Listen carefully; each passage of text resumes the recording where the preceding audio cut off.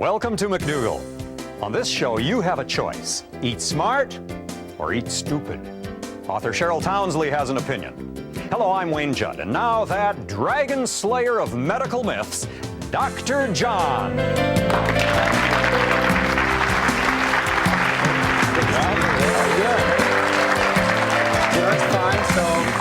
Slaying medical myths, huh? Yeah, Dragon Slayer. That's a kind of a, there's a little gallantry that attaches to that. Let's take the big five. Lancelot, all of those characters. Yes, go ahead. The big five. The big five of nutritional myths. All right. Starches make you fat.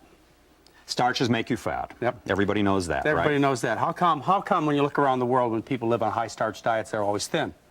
How come when you look up in a nutritional handbook, the calorie content of a potato, you find out that a large potato is 150 calories? And you'd be lucky if you could eat 10 large potatoes a day.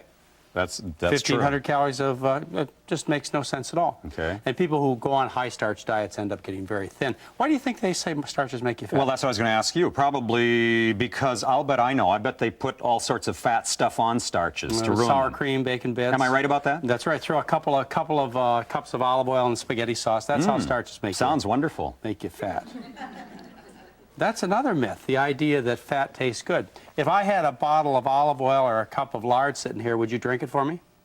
Not at all. Not a chance. Not a chance. No. It's disgusting. When you get grease and oil on your hands, what do? Well, you try to get it off. What do they call a restaurant with a bad reputation? Greasy spoon. There you go. This guy How we learns doing? fast. So grease is really disgusting. That's a myth that Grease I is threw. disgusting. An extra myth I threw in just for you, Wayne. How about the idea that you need meat to get protein? Oh, yes. Yes, I hear all the time that meat is good for you. You can't make it without In fact, you can't get protein from vegetables, they That's tell right. us. Well, it's one of your basic food groups. Then my question to you is, how do we grow elephants, hippopotamuses, giraffes, when they only eat vegetables? Where do they get their protein from mussels? Well, there you are. From plants. The truth of the matter is that vegetable foods are loaded with protein. They have far in excess of any protein needs that any human being would require.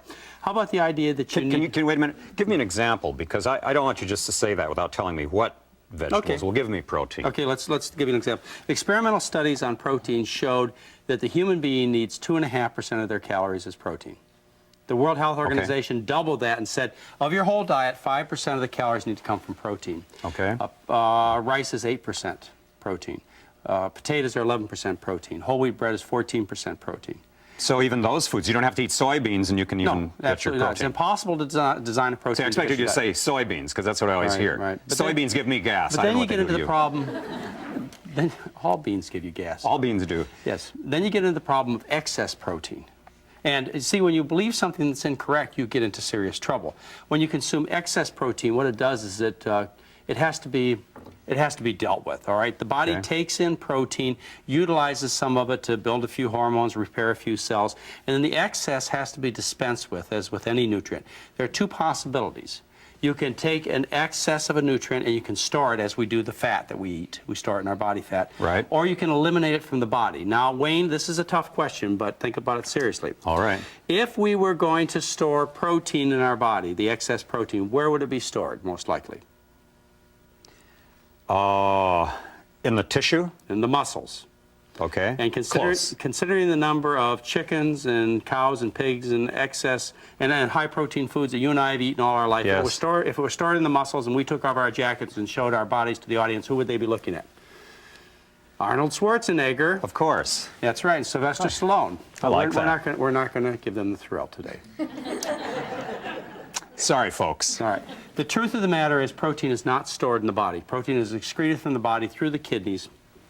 And in the process, you cause wear and tear on the kidneys, and it actually destroys kidney tissue. It's hard on, too much protein is hard on kidneys? Hard on kidneys. In fact, all patients who have kidney failure are put on low protein diets. Every doctor in the country would do that because you don't want to further wear out those kidneys.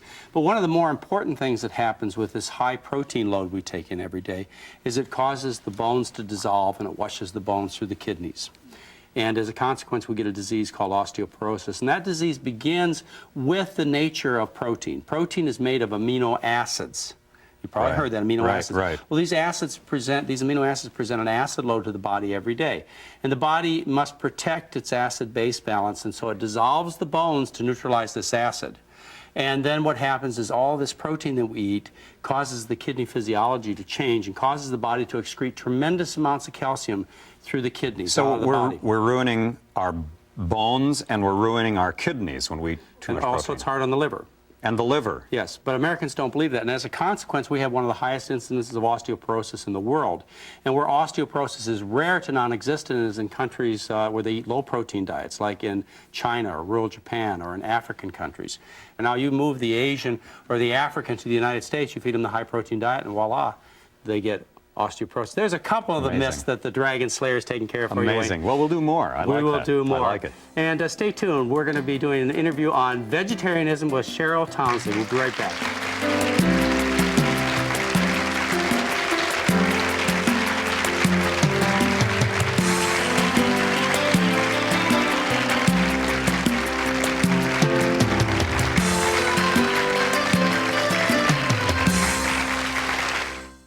I Learn English, you can also on Hello Channel.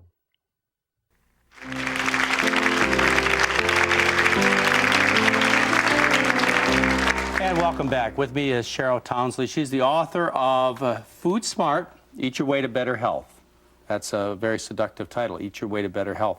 People love to eat, and if you can get better health by eating well. I notice there's no meat on there, is there, on your cover, Cheryl? Well, shoot, that's it's because on it's the a back. good The meat is on the cover. back. You put it on the inside. That's me. This is the vegetarian cookbook. Actually, it's not a cookbook. What it does is it goes through and talks about my crash by eating the American diet and learning what to do about it and how to deal with the stressful lifestyle that also went along with that lousy diet and what to do to get healthy. Do you think that the lousy diet encouraged the stressful lifestyle or made it more difficult for you to handle that stressful lifestyle? Absolutely. I was a corporate executive in the fast track, flying all over the country in the computer arena. And so my diet was in the five-star restaurants, a lot of fat, a lot of dairy, airplane food, which is horrible. And then a lot of stress, because when you're in sales, you have to close the next deal. So there was always that push to close the next deal. And That's right. exercise was trying to catch the next airplane. And so, but I was one of those people that I was never sick, because it was never in my daytimer to have a sick day. So I pushed and pushed and pushed, and I assumed I was healthy. Well, you said you crashed. I mean, what does a crash mean to you? Well, a crash means that after a difficult pregnancy, which I was in bed for 7 months, and I thought, well, I'll get over that and I'll be fine. But after the pregnancy, I had a lot of weight gain, a lot of skin problems, a lot of emotional, mental problems that eventually led to suicide, unemployment. That's a crash.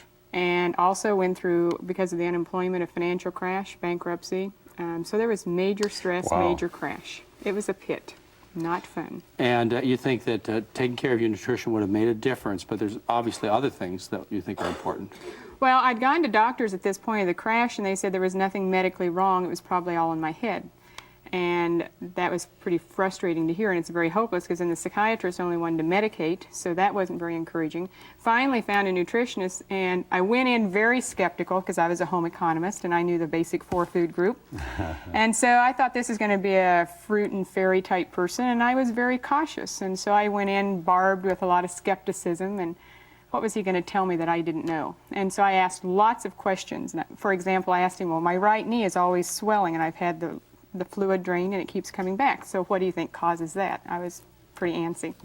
And he said, well, that's real simple. Everything below the waist on the right-hand side is related to the liver and gallbladder. And I thought, well, that's interesting. My mother had her gallbladder out, and I've had a lot of gallstone problems. Later, I did a gallstone liver flush, passed over 100 gallstones, and I have my liver today, and I have my gallbladder. And so I learned that a lot of the things he said made sense to the whole body. And as we started changing my diet, my health started turning around. And what did he do to your diet? What kind of change did he make? Well, the first thing we did is we went through a cleansing process. And I liken that when you move into a new house and the previous tenant left a lot of trash, you don't move in a lot of your good stuff until you've cleaned out the old. And so we did a cleanse, and we started cleaning out the toxins that I had built up over 30-some years. And then we started adding good nutrition. Tell us what that involves. The cleanse. How do you clean? Because there are all kinds of cleansing programs that I've heard about, and I'd like to hear what yours. Well, the cleansing is just like cleaning house. You can do surface cleaning, you can do weekly cleaning, or a deep cleanse. Well, I was in a pit, so I needed a deep cleanse. All right, and what'd they do? So I did raw fruits and vegetables. I did some juicing and some very basic, real simple supplementation, not very much though. We So they kind of primarily put did good things in to clean you out. a lot of good water, pure water, and a lot of fruits and vegetables. And we did very simple ones in the beginning so we could spot if I had any food allergies, which I did. And what was interesting to me is that the food allergies for me didn't show up in skin rashes and asthma, it showed up in emotional problems. So when I eat foods that I'm allergic to, I either get very depressed or really angry at how stupid you are today. I mean, it's an immediate excessive reaction. Cheryl, you mentioned pure water. We haven't talked much about water here. How important is water in the diet? Well, when you consider that approximately 70% of your body is water and the brain is even more water, then water plays a very important part in the body. It's important for the skin, for mental clarity, for toxins to be moved through the body. It's critical. Tap water is good? Tap water? Oh, not unless you want to die. Do you have a recommendation of how much water you drink? Well, one of the things I did in Food Smart, if people want to be really exact, based on your weight, you can calculate. But for most people, 8 to 10 glasses a day. Do you think the thirst drive is inaccurate, doesn't take good care of the body as far as water needs? It didn't for me because I was never thirsty because that was an annoyance. It meant I had to take time to go drink something. And so I learned to suppress it. So you really weren't listening to your thirst drive? Oh, I didn't at all.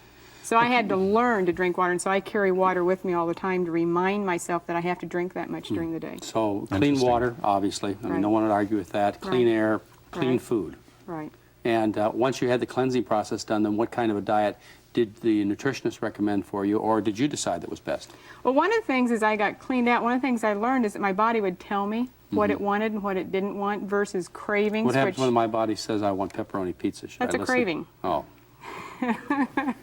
And the cleaner you get, we were talking about this before the show, when you start getting away from all that lousy food, the high meats, a lot of dairy, a lot of the fat, the refined and processed foods, and you get rid of that and during a cleansing process eat the foods that really nourish you. Right, it's true. Then you try and go back. My husband used to love glazed donuts. He used to go to the bank every Saturday to get a pile of glazed donuts. And at this point, if somebody sets that in front of me, the smell is so atrocious that the thought of putting that in It's my body... true. It's absolutely true. And I've only been doing this for a couple of months now. It's just amazing It is. how horrible You don't these like other that foods. greasy I smell? can't bear the thought Well, of on an airplane, some of the food they bring out and the smell that comes with it, it's really disgusting. It's really not food, is it? It's something No, else. it's chemicals, processed Right, stuff. right. You know, and one of the analogies I give in classes is if I go out and plant an apple seed, I'm going to get an apple. But if I go out and plant a Twinkie or something else comparable to that, I get a toxic waste dump. And in our bodies we do that. We put all this food in there at 98.6 degrees, which if we did that in our kitchen trash can and let it set at 98 degrees for a couple of days, it would stink. So in American, we put this in, let it set for 98 degrees, and then we wonder why we stink. But we don't deal with the food and the trash dump. We put on more deodorants. We put on more perfumes because Madison and Fifth Avenue has said that's what we need. Instead of looking at the trash dump and saying, well, maybe we need to empty the trash this Amazing. week. Well, that's a very, very vivid explanation, Cheryl. I think you have our interest, to say the least. Cheryl Townsley, the book is Food Smart, and teaches you how to get a clean body and better health. How about some cooking? Can we do some of that? Well, it's all proof in the pudding. If it doesn't taste good and look good, All right, nobody let's will go eat do it. some cooking. We'll be right back.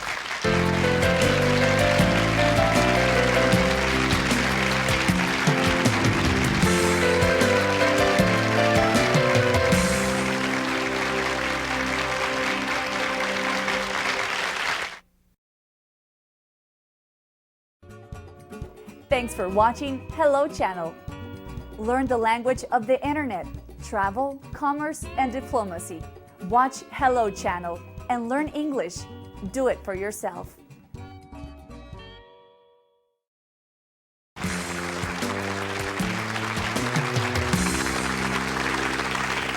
And welcome back. We're with Cheryl Townsley, the author of Food Smart, but she has another book that takes us through the kitchen. It's Lifestyle for Health.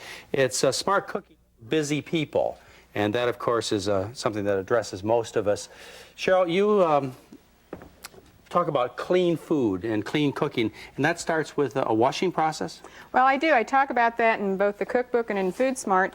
And a lot of people, what they'll do when they bring this home from the grocery store is they'll just run it under a little bit of water and then chop it up and think it's ready to Oh, eat. it's exactly what we do. Well, we assume it's properly taken care of by the supermarket. Why should you do anything else? Well, they've handled it, and there's extra dirt, and there's oil-based pesticides that the water just rolls right off. So what I do when I come home with these big bags of produce, because that's 70% of our diet, is I'll fill the sink full of water and I'll add a vegetable cleaner. Shackley has Basic H. There's a lot of other cleaners, and I put just a few drops of that in there and put my produce in there, even lettuce, because a lot of people think you can't do that with lettuce. I'll put my greens in there, and I'll let it soak for 10 to 20 minutes, and then I'll set it out in my dish drainer for the water to come out. A vegetable cleaner? There's such a thing as a vegetable cleaner? There's It's made to all clean kinds of vegetables? vegetable cleaners, but you're going to pay premium price for those. So if you work with something like a biodegradable cleaner like a Shackley Basic H or an Amway LOC, those are much cheaper and they'll work fine, and then you rinse it off, put it in there, you spin your lettuce dry, and what I have found is that the produce will last longer. In the refrigerator, I don't have as much spoilage, and it tastes a lot fresher. You'll really notice the difference on grapes, because that's one of the most sprayed fruits on the market. So you actually soak them in that solution? Right in there in the sink, right in there in the water. For 10 minutes? For 10, 20 minutes. And then you rinse them all off? Rinse them off and And let them dry. the cleaner isn't worse than the pesticides? Oh, no, no, no. Okay. That's something that's Just wanna not make harmful sure. at all to the body. Good. Well, the foods you have over here for the recipe we're going to make, those really wouldn't be cleaned foods, would they? Most of them. I mean, you might do the pepper that you have. The pepper I would have done, Yes. and the tomato I would have done. The rest of it is the corn was frozen, it wasn't fresh. If it had been Right. fresh corn, I would have done it. The rice and the You beans, can't I wouldn't really have done do it. that. But just having these kinds of foods, because they're low on the food chain, are going to be very low in environmental contaminants. Right, they're going to be much less than the meats and the dairy. Tremendously, hundreds Much of fold less. lower. So you're starting off really well on the pesticide issue, just eating very low on the food chain with your Right. grains and fruits Good and point. vegetables. One of the big problems, those of us who convert, which I have, is what do you eat? What can you eat? My wife says over and over again, what shall I cook for you? What shall we make?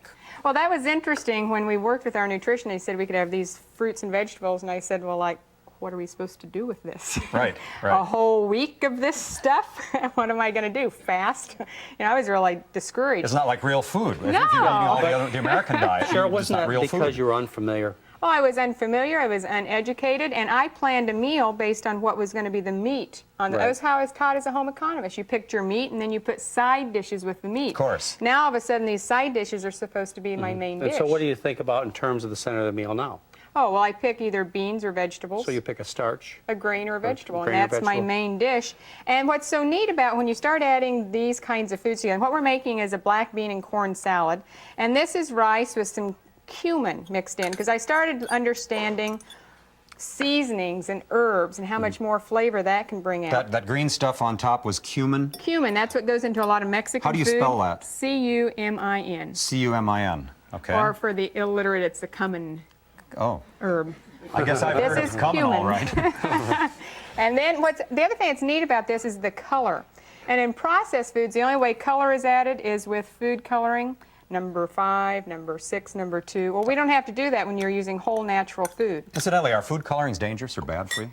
Well, if you want to die early, That'd do it. that would do it. Okay. Okay, and so we added some black beans, and in there I give directions if you want to cook it from scratch. But if you don't, there are some canned varieties that are better. Okay, now you could stop right here with the rice and beans, and it'd then be people, wonderful. and then yes, but then people could pick the various fruits and vegetables they like. So you know, Right. this may be a kind of a foundation, and then if they want something green, they could add green peppers or green onions, and the variation is Right, limitless, isn't right. it? And the thing is that I've done with my recipes is I've made them so simple that if you leave out an ingredient or two, it's not a problem. We're going to add some tomatoes, and if you don't like tomatoes, leave them out. Some people can't do tomatoes because some people have joint problems after eating it.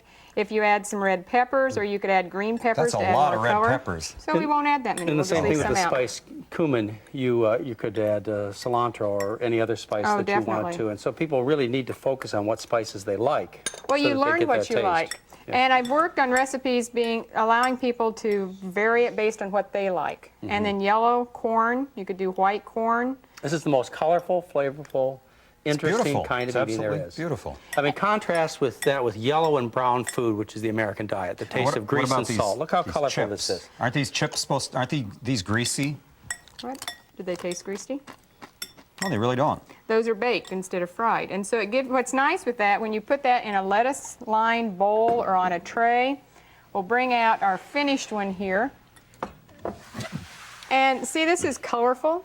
It's nutritious, and we've added just a slight, that's a non-fat vinaigrette for a little bit of flavoring. The chips are baked, so you get the crunch, you get the variation in texture and in crunch with the smooth. And that's something that's very easy. And what's nice about food like this is you can eat as much as you want. It's like you keep eating, but you never get that stuffed feeling that you might have gotten after a traditional Thanksgiving dinner. Where you And feel tell like them how much cholesterol is in this. there's none. And how much fat. It's very low fat, it's under 10%. And the carbohydrate and dietary fiber. Is very high because of the beans, the whole grain all rice. the things you're looking for. And also they should have noticed that this is simple enough that Wayne and I could make it. That's my style of cooking. Can I try a little bit of this? Sure, help That's yourself. great. And we'll be back in just a moment.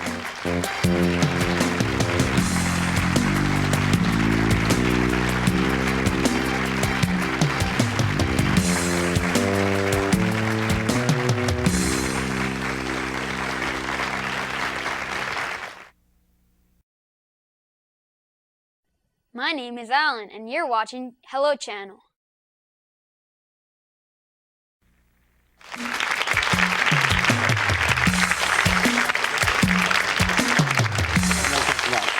And welcome back. With this, Cheryl Townsley. Her book, Food Smart.